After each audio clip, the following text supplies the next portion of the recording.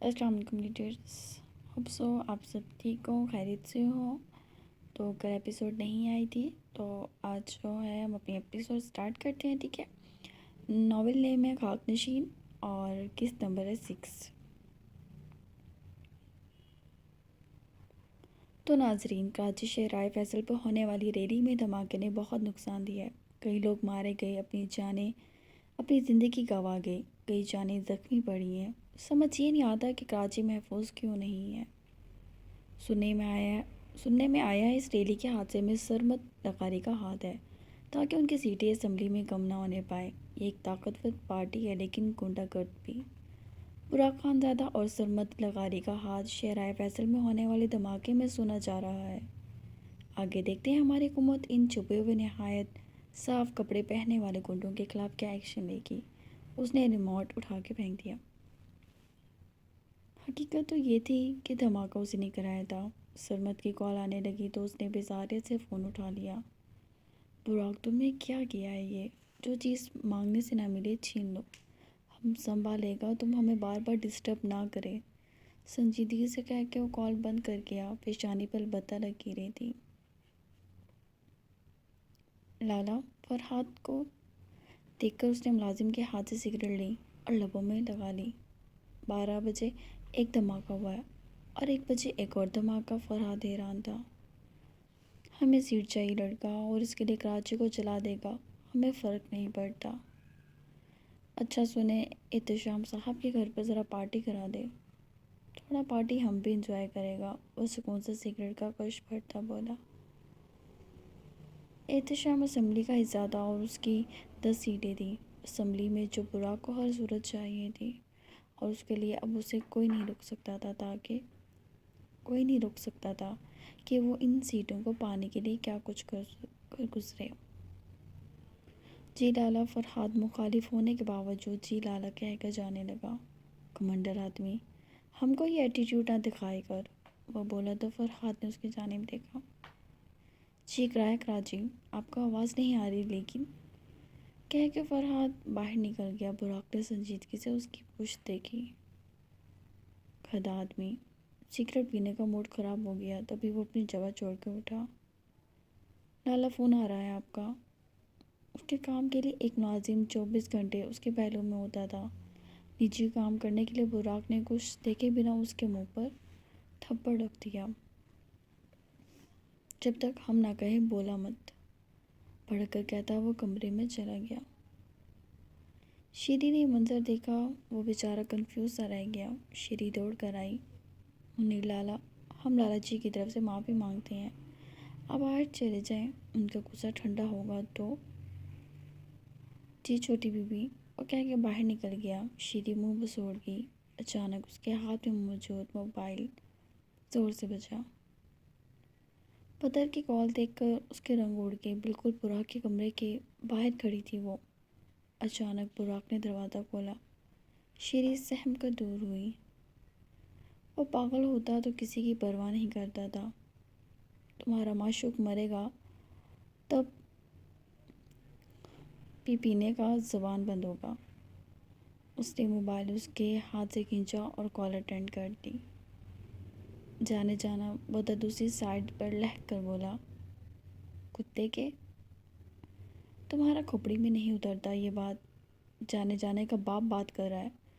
वो काफ़ी भड़का हुआ था। श्री की आंखें भीग गईं। मैंने तुमसे बात नहीं करनी। बदर ने कॉल काट दी और बुराक मोबाइल खींच कर दीवार में मारा। हमारा अंदर का जानवर ना जगाए, वार्न करता वो वहाँ से चला गया। मालूम नहीं कितने मोबाइल वैसे ही तोड़ चुका था उसके। शीरी बेसाख्ता बहुत सारा रोती। माँ या बहन का ज़िंदगी में होना एक नेमत था, और वो इस नेमत से महरूम थी और शदीद कमी महसूस कर रही थी।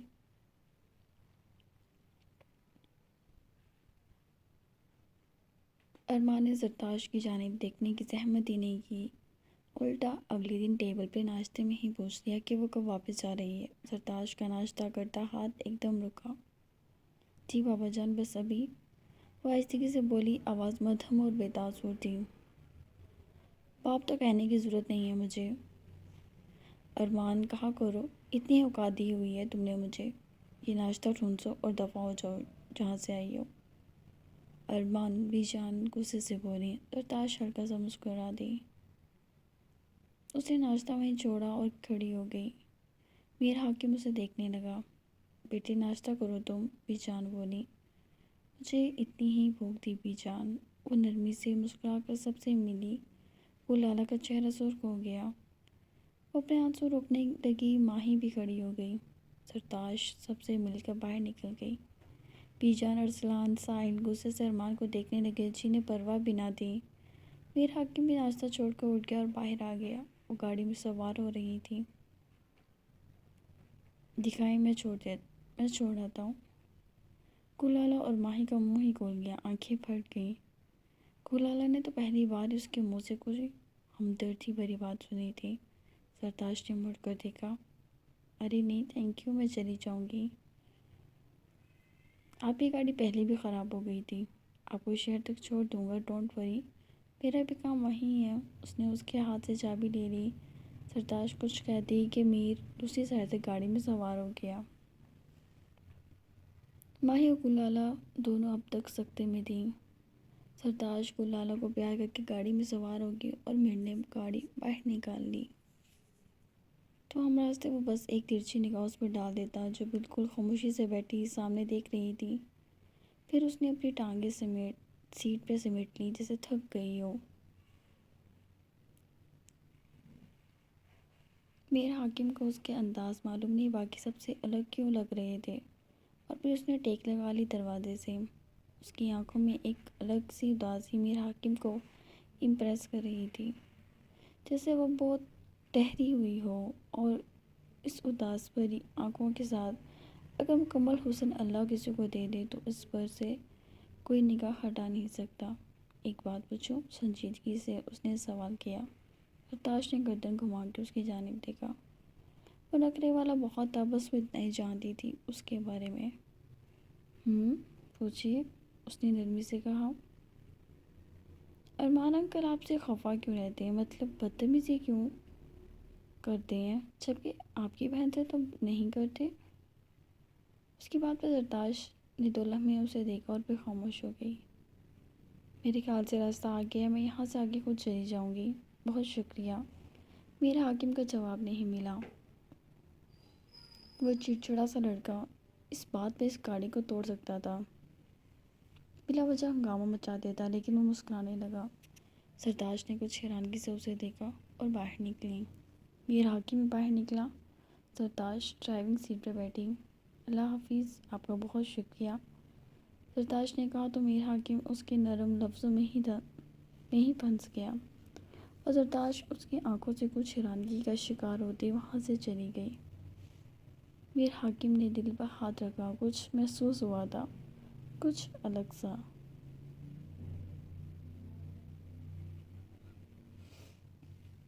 تم کیا کر رہے ہو یہاں؟ کاچے کے ساتھ ساتھ سرمت بھی چلانے لگا، اور براق نے اس کی جانب دیکھا۔ احتشام پیچھے ہٹے گا، وہ ہمدردیاں سمیٹ رہا ہے، سرمت نے کہا تو براق ہلکا سا مسکرایا۔ آپشن میں یہ بات آتا ہی نہیں، وہ کیس کر سکتا ہے۔ سرمت سر تھام گیا کہ وہ اپنے فیصلے پر ذرا بھی نہیں پچھتا رہا۔ ہم ملک سے باہر ہیں اور تم اپنے آبائی گاؤں گیا ہے تو کون سا شک؟ تم زیادہ سوچتا ہے تبھی کوئی ویلیو نہیں رکھتا تمہارا۔ پارٹی کا چیئرمین اناؤنس کرنے جا رہا ہے، ہم اپنی مرضی پر چلتا ہے، اس نے دو ٹوک کہا۔ لیکن ان سب چیزوں کی ضرورت نہیں تھی، احتشام پیچھے ہٹے گا، ہم ہٹائے گا اسے۔ اس لڑکی کو تو تم ہٹا نہیں سکے، سرمت ابھی غصے سے بولا تو وہ مسکرا دیا۔ نہیں ہٹائے گا تو ایسے ہی چیخیں سنے گا اس کی بھی تم۔ سکون سے گلاس تھام کر لبوں سے لگا گیا۔ آنکھوں میں اس کا چمکتا ہوا حسین وجود آ گیا۔ اس نے صبح شام 2 دھماکے کرائے تھے جس کے نتیجے میں بہت نقصان ہوا تھا، لیکن اسے پرواہ نہیں تھی، جہاں اس نے پہنچنا تھا وہ پہنچ جاتا، اب اس میں کس کا کتنا نقصان ہوتا کوئی پرواہ نہیں تھی۔ اچھا یہ ڈیلنگ دیکھو، سرمت نے ایک فائل اس کی جانب بڑھائی۔ اگر اس نوجوان کے آنے سے اس کی پارٹی اسمبلی کی طاقتور پارٹی بن جاتی تو اسے اس وقت براق سے زیادہ کچھ بھی قیمتی نہیں تھا۔ براق نے فائل اٹھا کر دیکھا۔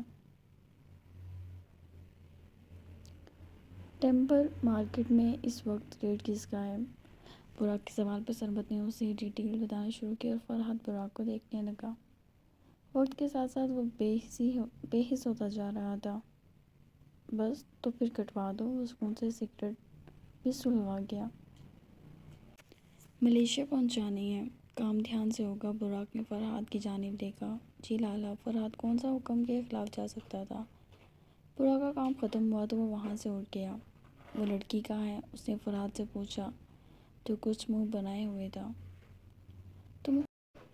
تم ہمارے سامنے تھوپڑا درست کرے گا یا کان کے نیچے ایک بجا دے؟ وہ بھڑکا تو فرحت نے اس کی جانب دیکھا۔ ابھی آپ نے کافی نقصان کیا ہے، اب کرپشن کر کے آگے ہیں۔ بائیں آنے والے فرشتے کو کچھ تو آرام دیا کریں، گناہوں میں تحمل ہونا چاہیے، تھوڑا سپیس ہونی چاہیے۔ فرحت بولا تو براق نے اس کی گردن جکڑ لی۔ بڑا زبان چلنے لگا ہے تمہارا۔ لالا جی، آپ کو ہمیشہ سچ چھپتا ہے۔ شیری کے ساتھ کیا کر کے آئے ہیں؟ وہ رو رہی تھی کافی۔ ہاں، اس کے محبوب کے آڑے جو آ گیا۔ دلا دو اس نکما لڑکی کو نیا موبائل، رونا دھونا ڈالے رکھا ہوگا وہ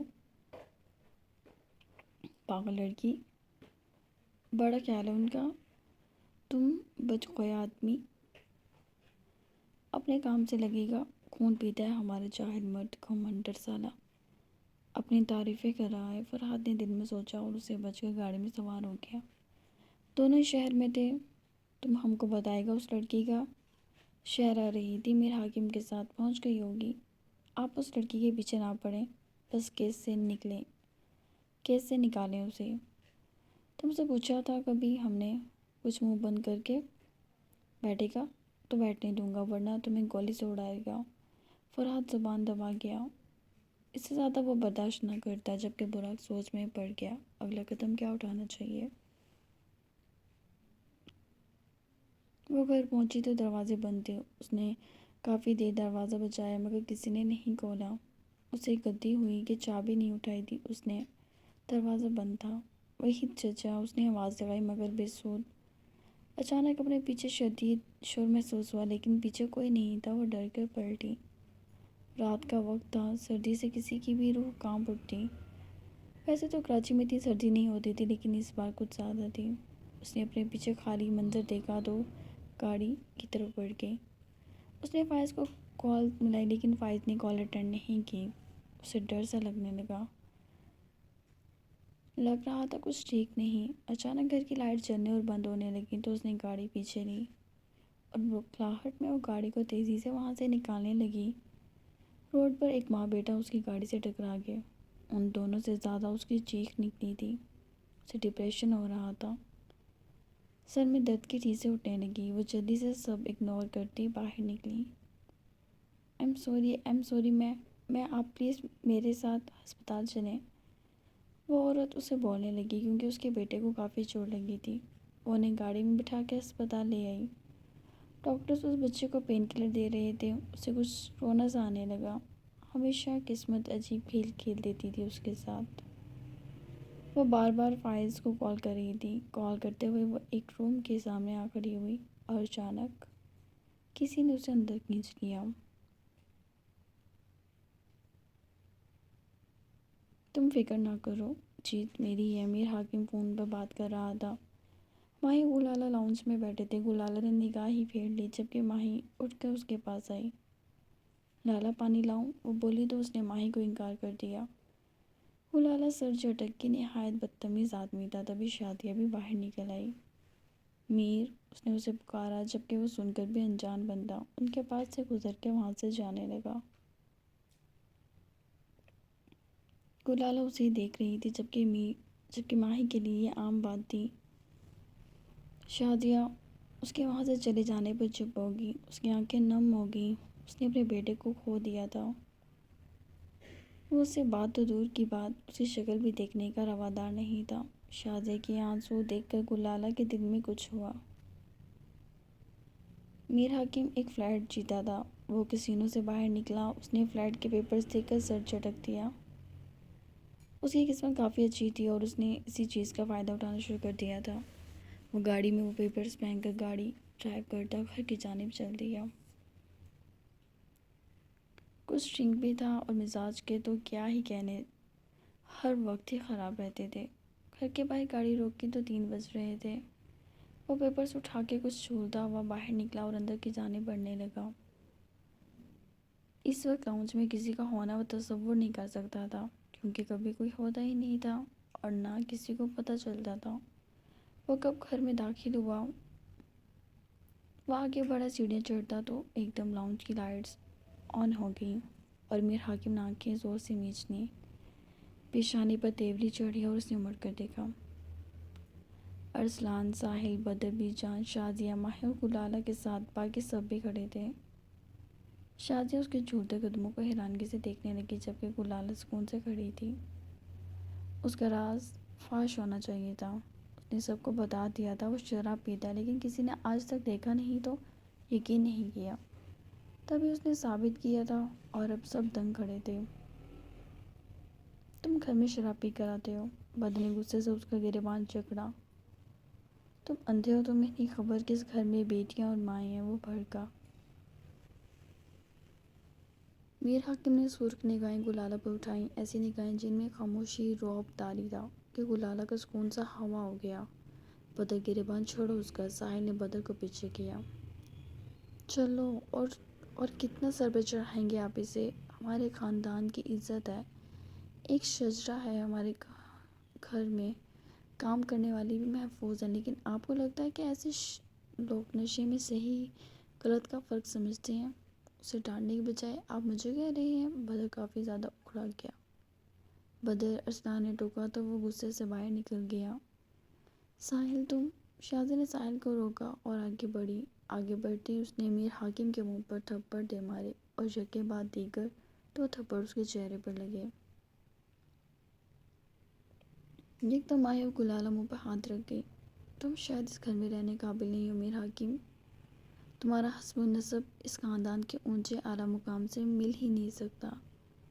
یہ کیا کیا تم نے؟ اس کی گریبان جھنجھوڑ کر بولی، جبکہ میر حاکم کے تن بدن میں سوئیاں سی چبھی تھیں ان کی بات پر۔ مجھے اس خاندان سے حسب و نسب جوڑنا بھی نہیں، اس نے ماں کا ہاتھ جھٹکا۔ میرے پاس بہت کچھ ہے اپنا، آپ کے اس اعلیٰ مرتبے کے خاندان کی ضرورت نہیں مجھے، کہہ کر وہ باہر نکلا اور جاتے جاتے اس نے ایک بار پھر گلالہ کو دیکھا تھا، جس نے 2 قدم دور لیے اور وہ باہر نکل گیا۔ کیا کرتی ہو شازیہ تم؟ ساحل نفی میں سر ہلاتا باہر نکلا۔ بی جان خاموش ہو گئی۔ بی جان خاموش کھڑی تھی۔ بچہ غلطی کرے تو پیار سے سمجھانا چاہیے، شازیہ کو کہہ کے وہ بھی چلی گئی، جبکہ شازیہ کے آنسو مسلسل بہہ رہے تھے۔ معلوم نہیں ساحل نے کیا کچھ کہا اور کتنی منتیں کی، کتنا کچھ کیا کہ وہ تھوڑی دیر بعد بس اوپر جاتا ہوا دکھا تھا۔ شازیہ اس کی پشت دیکھنے لگی، دل مٹھی میں آ گیا جیسے اس کا۔ بدر کے نمبر پہ کال آنے لگی تو اس نے کال پک کر لی۔ کیا مسئلہ ہے؟ وہ ایک دم شیری پر بھڑکا۔ شیری لب دبا گئی۔ یہ وقت ہے کال کرنے کا، بند کرو کال، وہ بولا تو شیری نے کال بند کر دی۔ وہ سر تھام گیا، بلا وجہ میر کا غصہ اس پر جو نکال چکا تھا وہ، لیکن میر حاکم کی اس حرکت پہ وہ کافی آگ بگولا تھا۔ تبھی وہ اسے دوبارہ کال کرنا بھول گیا اور کمرے میں چلا گیا۔ اگلی صبح وہ لوگ ناشتے کی ٹیبل پہ اکٹھے ہوئے تو میر حاکم ٹیبل پہ موجود نہیں تھا۔ میر کو بلاؤ، بی جان نے کہا۔ آ جائے گا بی جان، خود سے آپ ناشتہ کر لیں۔ شازیہ، میر کو بلاؤ، بلکہ میرا ناشتہ اس کے کمرے میں لگوا دو، وہ بولی تو شازیہ نے سر ہلا دیا اور وہ ان کا ناشتہ میر حاکم کے کمرے میں لگوانے لگی۔ بی جان کمرے میں داخل ہوئی تو وہ سو رہا تھا، الٹا سو رہا تھا۔ نفی میں سر ہلاتی وہ اس تک پہنچی۔ میر اس کے بالوں میں نرمی سے انگلیاں چلانے لگی، جبکہ دوسری طرف گلالہ یہ سب دیکھ کر غصے میں آ گئی۔ اس شرابی کے پاس بی جان کو تو جانے کی ضرورت نہیں تھی، وہ کتنی پاک ہے، اور وہ شرابی؟ گلالہ کیسی باتیں کر رہی ہو؟ وہ ہمارے اپنے ہیں، بی جان ان سے بہت محبت کرتی ہیں اور دیکھنا مان جائیں گی بی جان سے، لیکن کسی کو خود سے کمتر نہیں سمجھنا چاہیے، بھلے آپ میں وہ عیب نہ ہو۔ ماہی کی بات پہ وہ سر جھٹک گئی۔ اس آدمی کا راز فاش ہو گیا، کوئی اس پر سختی نہیں کر رہا، الٹا اسے محبت کی جا رہی ہے، وہ کلس کر بولی، جبکہ ماہی نفی میں سر ہلانے لگی۔ اوپر بی جان میر کے بالوں میں انگلیاں چلانے لگی۔ وہ ایک دم اٹھ گیا، سرخ آنکھوں سے بی جان کو دیکھا تو سیدھا ہوا۔ میرا بیٹا ناشتہ نہیں کرے گا؟ وہ ہلکا سا مسکرائی۔ میر حاکم نے ماں کو دروازے میں دیکھا۔ میں ٹھیک ہوں بی جان۔ میر میری جان کیا ہو گیا؟ ہاں، اپنی بی جان سے بھی ناراض ہو گئے ہو؟ یہ شادیاں ہیں نا، اس کے کان کھینچوں گی۔ میرے بیٹے کو کیوں مارا؟ اس نے غلطی ہو ہی جاتی ہے۔ غلطی سے نہیں کیا میں نے کچھ، وہ سنجیدگی سے بولا۔ میں شراب معمول میں پیتا ہوں، سگریٹ پیتا ہوں، جوا بھی کھیلتا ہوں۔ کیا اب بھی نیبو کو سن کر بھی آپ کے پاس میرے لیے پھول ہیں یا توک؟ وہ سنجیدگی سے بولا۔ جبکہ بی جان پہلے تو کافی شوق تھی، پھر گہرا سانس بھر گئی۔ اگر تمہیں ٹھیک لگتا ہے تو تم ٹھیک کر رہے ہو، اور میرے پاس اب بھی پھول ہی پھول ہیں۔ وہ سیدھی لڑکے کو بچوں کی طرح سمجھا رہی تھی۔ بی جان اپنی بہو سے کہیں میری لائف میں انٹرفیئر نہ کریں، وہ برہمی سے بولتا ہوا کیا۔ ہاں بے شادیہ، آئندہ میرے بیٹے کو کچھ نہیں کہو گی۔ بی جان جوا، شادیہ کو تو دم نکلنے لگا۔ ہاں جوا کھیلتا ہوں، کیا ہوا؟ آپ کو کیا فرق پڑتا ہے؟ گندی نالی کا کیڑا ہمیشہ گندگی میں ہی جاتا ہے۔ آپ کے اس حسب و نسب کا مجھے کچھ نہیں کرنا۔ میری جوتی کی نوک پر یہ سب، اب جو آپ کر سکتی ہیں کر لیں، کہہ کے واش روم میں گھس گیا۔ شادیہ منہ پہ ہاتھ رکھتی روتی چلی گئی۔ ساری رات وہ ساحل کے سامنے شرمندہ تھی، اب وہ اور ہو جائے گی۔